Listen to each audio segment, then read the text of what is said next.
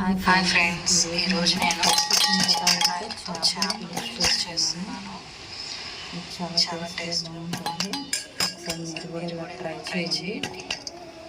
ముందుగా పచ్చిమిరపకాయలు తీసుకొని వీటిని వాటర్లో వేసి 2 విజిల్స్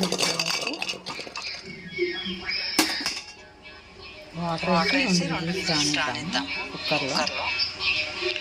ముందు వరకు వాటర్ వేద్దాము. కళాయి పెట్టి ఆయిల్ వేసి తగిన ఆనియన్స్ ఒక 5 ఆనియన్స్ కట్ చేద్దాము.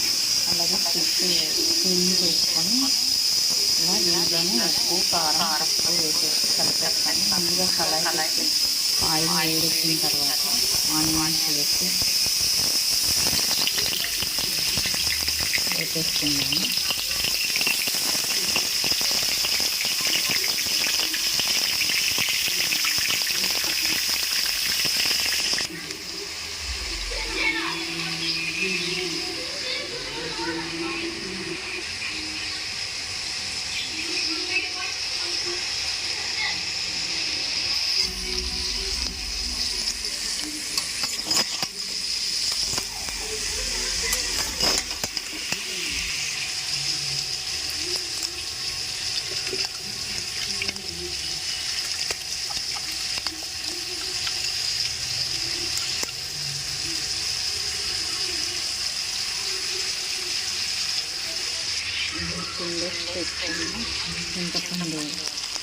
చింతపండు కట్ చేసి ఇందులో ఫస్ట్ పోసేస్తాను.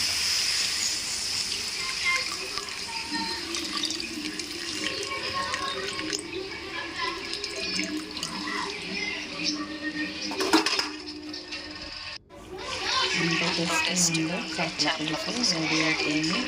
మీకు నచ్చినట్లయితే ఈ విధంగా ఒకసారి ట్రై చేయండి.